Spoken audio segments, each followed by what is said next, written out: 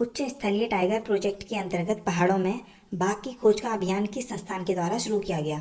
तो यह अभियान शुरू किया गया था भारतीय वन्यजीव संस्थान देहरादून के द्वारा, और इसमें 3000 से 5000 मीटर की ऊंचाई पर बाघों की खोज की जाएगी।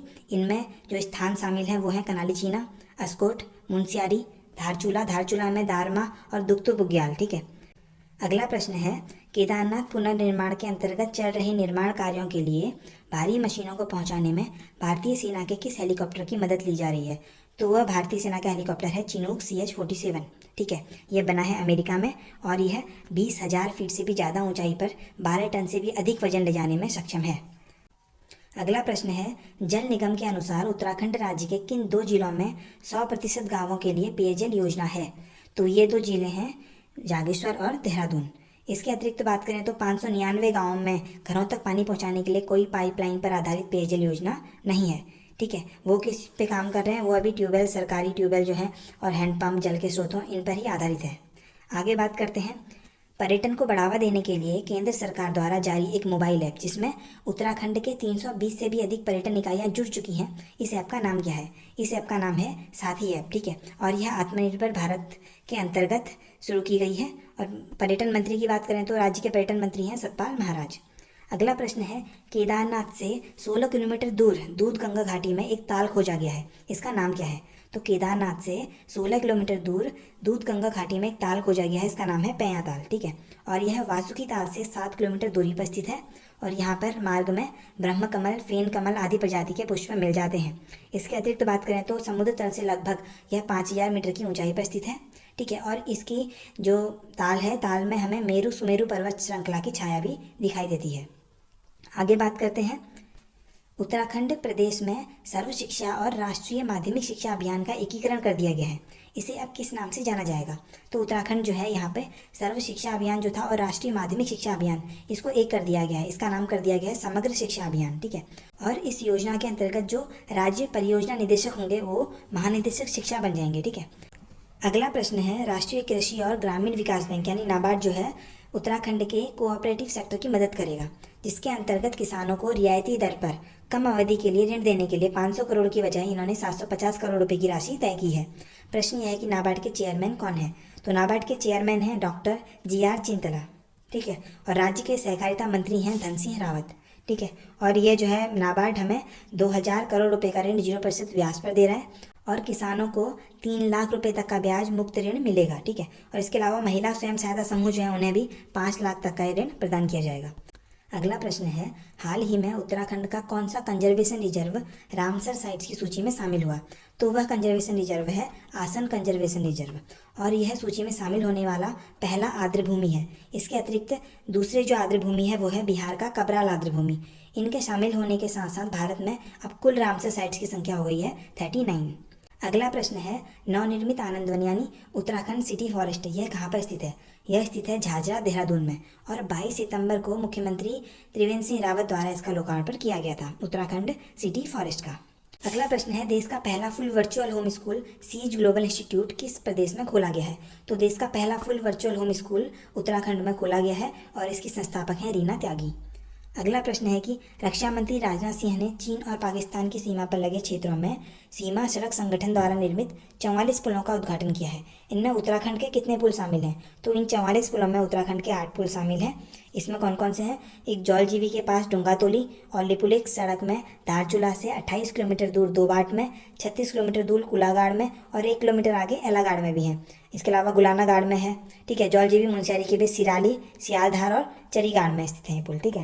कहाँ पर दोबारा नाम देखते हैं, जौलजीबी के करीब डुंगातोली, लिपुलेख सड़क में धारचूला से 28 किलोमीटर दूर दोबाट में, 36 किलोमीटर दूर कुलागाड़ में, 1 किलोमीटर आगे एलागाड़ में, गुलानागाड़ में, जौलजीबी मुनस्यारी के बीच सिराली, सियालधार, चरीगाड़ में। ठीक है।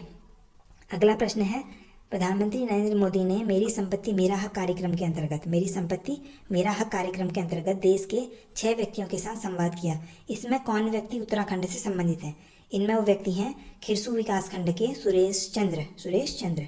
अगला प्रश्न है, उत्तराखंड में मुख्यमंत्री स्वरोजगार योजना के अंतर्गत जारी हुए लोनों के मामले में कौन सा जिला पहले स्थान पर है?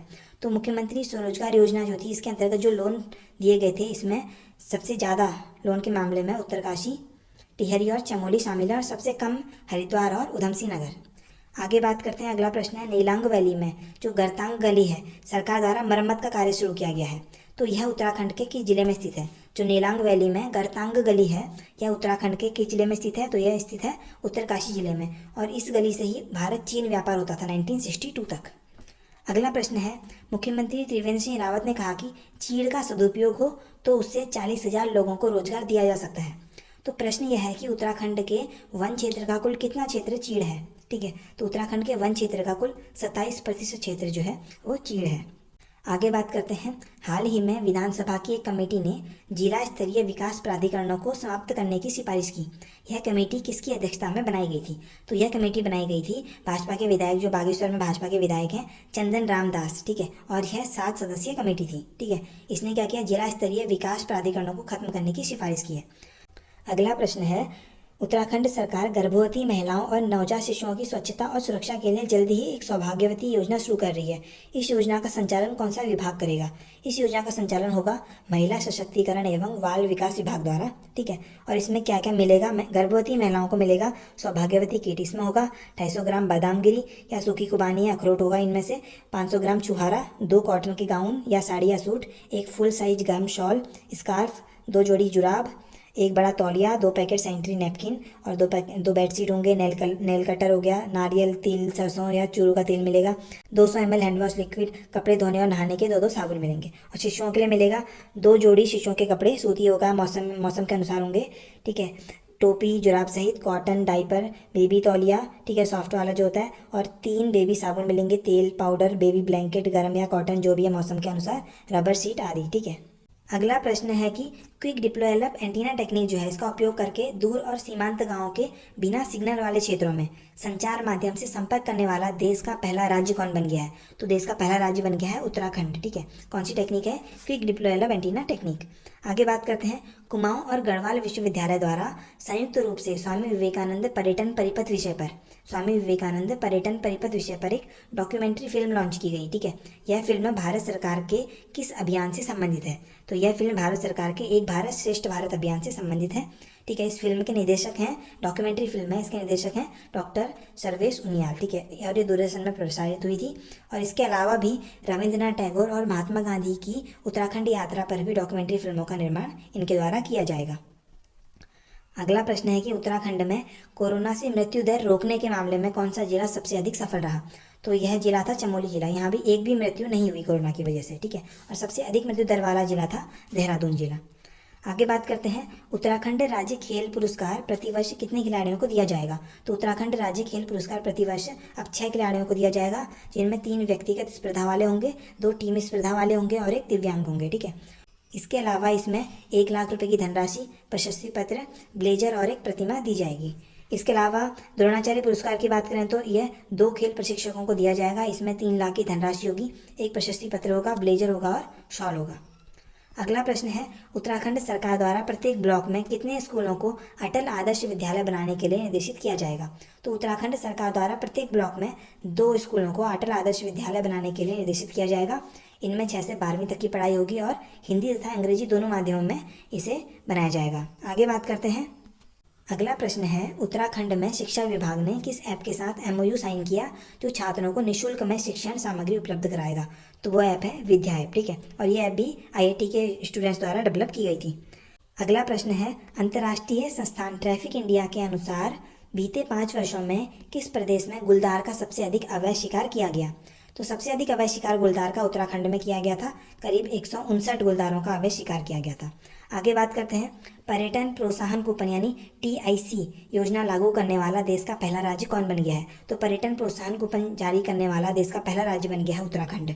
इसके लिए पर्यटकों को जो है देहरादून स्मार्ट सिटी पोर्टल जो है वहाँ रजिस्ट्रेशन कराना होगा और 3 दिनों तक होटल में रहने के बाद पर्यटकों को अधिकतम 1000 रुपये या 25% तक की छूट के प्रोत्साहन कूपन प्रदान किए जाएंगे। ठीक है, अगला प्रश्न है, राष्ट्रीय स्वास्थ्य प्राधिकरण यानी NHA के अनुसार आयुष्मान योजना में जो फ्रॉड हो रहे हैं उनको रोकने और अस्पतालों को क्लेम भुगतान करने में उत्तराखंड देश में कौन से स्थान पर है? तो उत्तराखंड देश में पहले स्थान पर है। अगला प्रश्न है, उत्तराखंड में मुख्यमंत्री सौर ऊर्जा स्वरोजगार योजना लागू की गई है। ठीक है, इस योजना के तहत पूरे प्रदेश में कितनी क्षमता के सोलर प्लांट लगाए जाएंगे? तो इस योजना के अंतर्गत पूरे प्रदेश में 25 किलोवाट क्षमता के सोलर प्लांट लगाए जाएंगे। अगला प्रश्न है, उत्तराखंड सरकार ने अटल आयुष्मान योजना में प्रदेश के कितने परिवारों को 5 लाख तक के मुफ्त इलाज की सुविधा दी है? तो उत्तराखंड सरकार ने अटल आयुष्मान योजना के अंतर्गत करीब 23 लाख परिवारों को 5 लाख तक के मुफ्त इलाज की सुविधा दी है। अगला प्रश्न है, उधमसिंह नगर जिले में बायोफ्लोक तकनीकी से किसानों को मत्स्य पालन का प्रशिक्षण देने के लिए किस स्थान में ट्रेनिंग सेंटर बनाया जाएगा? तो किसानों को मत्स्य पालन का प्रशिक्षण कौन सी तकनीक है? बायोफ्लोक तकनीक है। ठीक है, इसमें जो है ट्रेनिंग सेंटर कहाँ बनाया जाएगा? गदरपुर में बनाया जाएगा। ठीक है, कहाँ पे? गदरपुर के बॉल फिश फार्म में। ठीक है, so that's all for now, thank you for watching this video.